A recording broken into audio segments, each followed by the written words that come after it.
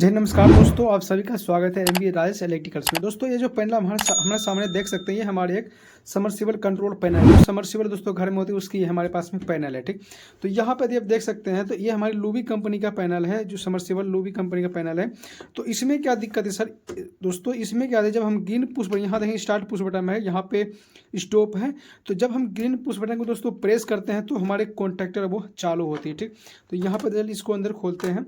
तो यहाँ पे क्या था, जब इस पुश बटन को हम प्रेस कर रहे थे, ग्रीन पुश बटन को, तो हमारी कॉन्टैक्ट था वो ऑन नहीं हो रहा था। ठीक, तो उस कंडीशन में क्या करना होता है, यही सब इसमें फॉल्ट दोस्तों, वो सभी कुछ हम आपको इस वीडियो में बताएंगे।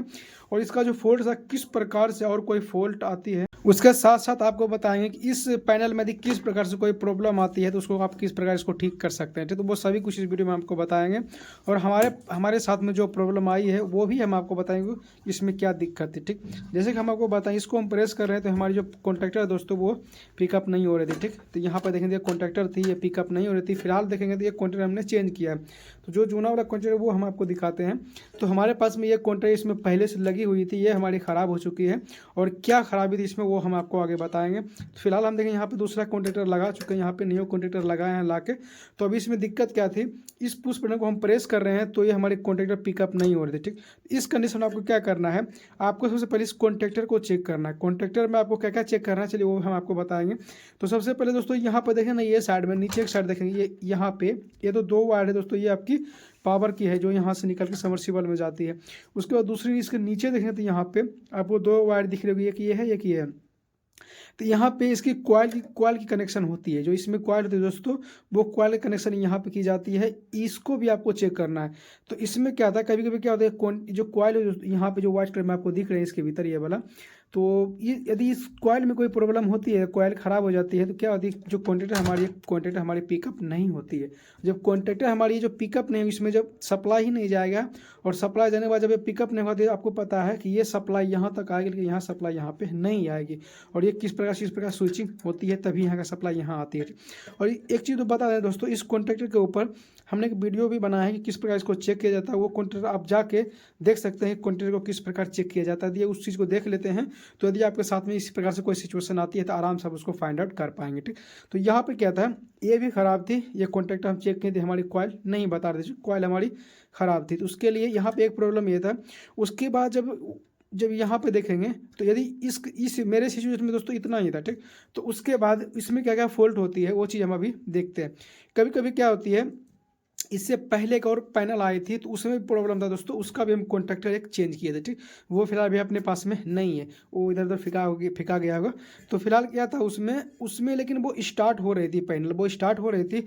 लेकिन जब इस पुश बटन को हम प्रेस करते हैं तो स्टार्ट होती थी, जब इसको छोड़ देते थे तो हमारे कॉन्ट्रैक्टर वो ऑफ हो जाती थी। अब उसमें प्रॉब्लम क्या होगी, जब स्विच को हम प्रेस करें तो कॉन्ट्रैक्टर हमारी पिकअप हो रही है, स्टार्ट भी हो रही है। जितना देर तक प्रेस करके रखेंगे उतना देर तक हमारी मोटर भी चल रही है। जैसे ही इसको छोड़ते हैं ये कॉन्ट्रैक्टर हमारी बंद हो जा रही है, हमारी मोटर भी बंद हो जा रही है। इस कंडीशन में दोस्तों यदि आप चीज़ देखेंगे तो लगभग यदि आपको यही प्रॉब्लम देखने को मिलेगी कि जब तक हम स्विच को प्रेस करते हैं तब तक हमारी कॉन्ट्रैक्टर चालू रहती है, हमारी मोटर चलती है। जैसे ही स्विच को हम छोड़ते हैं उसके मतलब इसको छोड़ते ही हमारी मोटर और हमारी जो कॉन्ट्रैक्टर है वो ऑफ हो जाती है। आखिर यह किस वजह से होती है दोस्तों, इसके बारे में भी हम आपको बताते हैं। तो सबसे पहले यदि देखेंगे, जैसे कि इसके कॉइल के बारे में बताएं। कॉइल में कभी कभी क्या होता है, किसी का ये कॉइल सही होता है, उस कंडीशन में भी इसको हम प्रेस करते हैं ना, तो उस कंडीशन में हमारी कॉन्टैक्ट पिकअप नहीं होती। तो उसमें क्या होता है, कभी कभी वायरिंग का भी फॉल्ट हो जाती है। यहाँ पे देखें तो कभी कभी वायरिंग का भी फॉल्ट होती है, और कभी कभी ये स्विच का भी प्रॉब्लम होती है, क्योंकि ये स्विच का बहुत प्रॉब्लम होती है। इस चीज़ हम देखे हैं, इस स्विच को हम प्रेस कर रहे हैं, यहाँ पे ये ग्रीन स्टार्ट पुश बटन को जब हम प्रेस कर रहे हैं इस प्रकार से, तो क्या होता है, कॉन्ट्रैक्टर हमारी पिकअप नहीं होती है। तो उस कंडीशन में ऐसा नहीं कि आपको जब स्टार्ट नहीं होता डायरेक्ट आपको कॉन्ट्रैक्टर चेंज कर देना, ऐसा बिल्कुल नहीं करना है। आपको सबसे पहले चेकिंग करना है, कॉन्ट्रैक्टर चेक करने के बाद आपको वायरिंग चेक करना है, वायरिंग चेक करने के बाद आपको इस स्विच को जरूर चेक करना है, क्योंकि स्विच भी बहुत ज़्यादा खराब होता है, क्योंकि ऑन ऑफ होने की वजह से ये जो हमारी स्टार्ट पुश बटन में दोस्तों, ग्रीन जो पुश बटन होती है वो ही बहुत ज़्यादा खराब होती है इस कंडीशन में। ठीक, तो यहाँ तो हो गया दोस्तों ये सिचुएशन।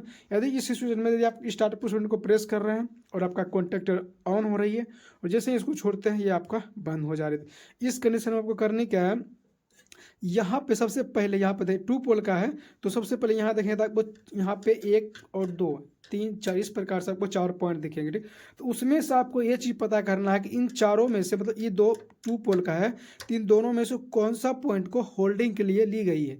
मतलब होल्डिंग जैसे आपको पता है कि जब तक इसको प्रेस कर रहे हैं तो वो चलती है, वो डायरेक्ट चलती है। जब इसको छोड़ते हैं ना तो होल्डिंग होनी चाहिए, इस प्रकार से होल्डिंग होती है। और होल्डिंग किस प्रकार करते हैं दोस्तों, उसके ऊपर भी हम वीडियो बनाए हैं, उसको भी आप जाके देख सकते हैं। तो उस कंडीशन में आपका होल्डिंग में ही प्रॉब्लम होगी, 100% वो होल्डिंग में प्रॉब्लम आपको होगी।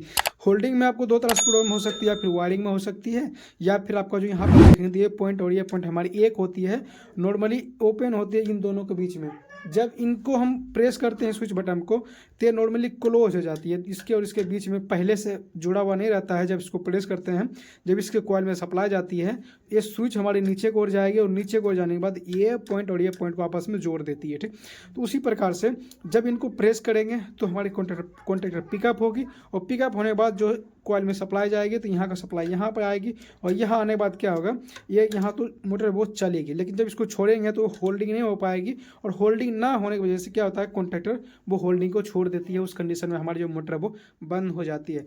इसको छोड़ते हैं तो यहाँ से यहाँ सप्लाई नहीं आती, क्योंकि एनसी होती है। इसको छोड़ेंगे तो यहाँ का सप्लाई यहाँ पे नहीं आती, लेकिन वो क्या होती है ना, वो डायरेक्ट सप्लाई इस कॉइल को मिलने लगती है। जिस प्रकार से उस पैनल का वायरिंग की गई रहेगी उसी हिसाब से उसका वहाँ पे जाती है। तो अभी तक में हम देखे हैं 3 स्टार्टर दोस्तों। हम अभी इधर फिलहाल में ही यदि इस महीने के अंदर देखेंगे तो 3 स्टार्टर को हम देखे हैं, लेकिन तीनों का वायरिंग दोस्तों अलग अलग है, ठीक। और तीनों का वायरिंग किस प्रकार से, यदि वो उस पैनल का वायरिंग आप देखना चाहते हैं या फिर इस पैनल का या फिर वो तीनों पैनल का, यदि आप वायरिंग देखना और सीखना चाहते हैं दोस्तों तो कमेंट में जरूर बताइएगा। तो उसके ऊपर भी वीडियो बना के हम अपने चैनल पर अपलोड करेंगे और आप जाके सीख सकते हैं। लेकिन तीनों का देखेंगे तो वायरिंग करने का मेथड अड़ल एक ही होती है, लेकिन जो उसका करने का तरीका होता है वो अलग अलग तरीके से लोग करते हैं। यहाँ पे लूबी का अलग है, क्रोम्पटन का अलग है, इस प्रकार से हम देखे हैं। और एक और कौन सा पैनल था थोड़ा वो याद नहीं है, वो हेवल्स का था। तो सबका जो वायरिंग होता है दोस्तों, प्रक्रिया एक ही होता है, लेकिन जो करने का तरीका होता है वो थोड़ी अलग अलग होती है, थोड़ी थोड़ी डिफरेंट होती है। बाकी सभी कुछ सेम होती है, बस कुछ कुछ चीज़ होती है दो थोड़ी डिफरेंट होती है, ठीक। वो सभी कुछ हम आपको उस वायरिंग में जब बताएंगे तो हम आपको सभी कौन सी पैनल का कौन वायरिंग है वो हम आपको बताएंगे, ठीक। तो यहाँ पे इस प्रकार से देखेंगे तो यहाँ पे आपको यह पॉइंट जो है ना, ये नो का पॉइंट, वहाँ पे जो पत्ती होती है दोस्तों, पत्ती में यदि आपको कोई खराबी होती है तो उस कंडीशन में क्या होता है ना, ये जो अटैच होती है वो अटैच बराबर से नहीं हो पाती, वो छोड़ देती है। उस कंडीशन में भी आपका प्रॉब्लम यहाँ पे जो ये पॉइंट है दोस्तों, ये पॉइंट में भी आपका खराबी हो सकती है, क्योंकि ये पत्ती और ये पत्ती जो टच करती है उसमें प्रॉब्लम हो सकती है। या फिर यहाँ जो पॉइंट है और यहाँ जो पॉइंट है उसके जो नीचे देखेंगे तो इस प्रकार से थोड़ी कॉपर की पत्ती लगी होती है, वो भी ख़राब होने की वजह से क्या होता है, वो प्रॉपर वो कनेक्ट नहीं हो पाती है। और कनेक्ट नहीं होती है तो आपका होल्डिंग सर्किट बराबर नहीं होती, वो बराबर बार बार वो बंद हो जाती है। और यहाँ पे वायरिंग भी आप देख सकते हैं, यदि आप इस सिचुएशन में किस प्रकार आपको इस चेक करना है ये पत्ती खराब है या फिर ये खराब है, उसके लिए हम एक दूसरी वीडियो बनाए हैं, उसमें जाकर आप देख सकते हैं किस प्रकार से आपको इसको चेक करना है, ठीक। दोस्तों उम्मीद करता हूँ कि इस वीडियो से आपको जरूर कुछ सीखने को मिला होगा। यदि कुछ भी सीखने को मिला दोस्तों, वीडियो को लाइक कीजिएगा, हमारे चैनल को सब्सक्राइब जरूर कीजिएगा, क्योंकि एलिजिबल वीडियो दोस्तों हम अपने चैनल पर अपडेट करते रहते हैं। और देखने और सीखते रहिए दोस्तों इस चैनल से जुड़ के, क्योंकि यदि इस समस्या में से कोई भी फॉल्ट आपके सामने आता है तो उम्मीद करता हूँ कि वो समस्या को समाधान कर पाएंगे, ठीक। तो दोस्तों फिलहाल के लिए इतना ही, मिलते हैं किसी नेक्स्ट वीडियो में किसी नेक्स्ट के साथ, तब तक के लिए जय हिंद।